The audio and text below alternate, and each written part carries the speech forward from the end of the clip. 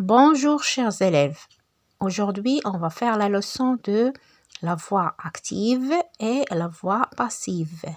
On va savoir qu'est-ce que ça veut dire la voix active et on va savoir encore qu'est-ce que ça veut dire la voix passive et comment on peut transformer des phrases de la voix active à la voix passive ou bien de la voix passive à la voix active.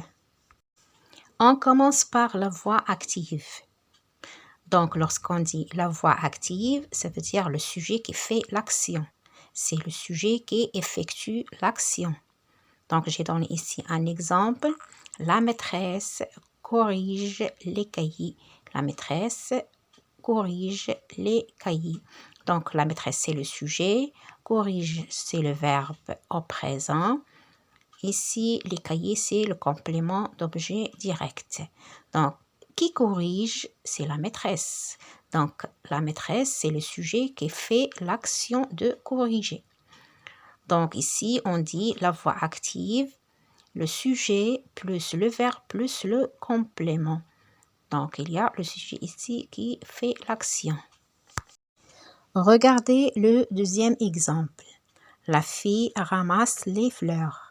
La fille ramasse les fleurs. Donc, la fille, c'est le sujet. Ramasse, c'est le verbe d'action. Les fleurs, c'est le complément d'objet direct. Donc, qui ramasse, c'est la fille. Que fait la fille? Ramasse. Donc, c'est le sujet qui fait l'action. Donc, c'est une phrase à la voix active. Alors, pour bien comprendre la voix active, il faut savoir que le sujet qui fait l'action, c'est le sujet qui fait l'action du verbe. On trouve toujours le sujet plus le verbe plus le complément d'objet direct. Maintenant, on passe à la voix passive. À la voix passive. Ici, le sujet ne fait pas l'action. Le sujet ne fait pas l'action. Mais au contraire, qu'est-ce qu'il fait? Le sujet, il subit l'action. C'est lui qui subit l'action. Regardez la phrase. Les cahiers sont corrigés par la maîtresse. Les cahiers sont corrigés par la maîtresse. Le sujet, c'est les cahiers. Est-ce que c'est les cahiers qui corrigent? Non, absolument pas. Donc, les cahiers sont corrigés par la maîtresse. Les cahiers, c'est le sujet. Sont, c'est l'auxiliaire être au présent. Corriger, c'est le participe passé. Par, c'est les prépositions. La maîtresse, c'est le complément d'agent. Dans la phrase à la voix active, la maîtresse était le sujet. Maintenant, elle est devenue complément d'agent. Complément d'agent. Regardez encore la phrase. Les cahiers sont corrigés par la maîtresse. Donc, est-ce que c'est le sujet qui fait l'action? Non. Le sujet subit l'action. Subit l'action. Il faut faire attention. Donc, lorsque la phrase est à la voix passive, on trouve cette démarche-là. Donc, on trouve toujours le sujet qui ne fait pas l'action, ça veut dire le sujet qui est passif, plus un auxiliaire, plus le participe passé du verbe, plus une préposition. Toujours on fait par. Par. C'est la plupart du temps qu'on utilise par. Plus un complément d'agent. Plus un complément d'agent. Lorsqu'on trouve la succession comme ça veut dire c'est une phrase qui est à la voix passive. Regardez l'autre exemple. Les fleurs sont dessinées par l'élève. Les fleurs sont dessinées par l'élève. Donc, les fleurs, c'est le sujet. Sont dessinées, c'est l'auxiliaire plus le participe passé. Par, c'est une préposition. L'élève, c'est le complément d'agent. Donc, regardez, les fleurs sont dessinées. Est-ce que les fleurs qui font l'action? Non. Donc, les fleurs subissent l'action. C'est pour ça qu'on dit c'est une phrase à la voix passive.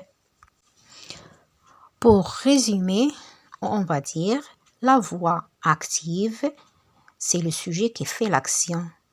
C'est le sujet qui fait l'action à la voix active. Mais à la voix passive, c'est le sujet qui subit l'action. Elle ne fait pas l'action, mais elle subit l'action. Donc, on va relire encore. La voix active, à la voix active, c'est le sujet qui fait l'action. On va faire une petite remarque.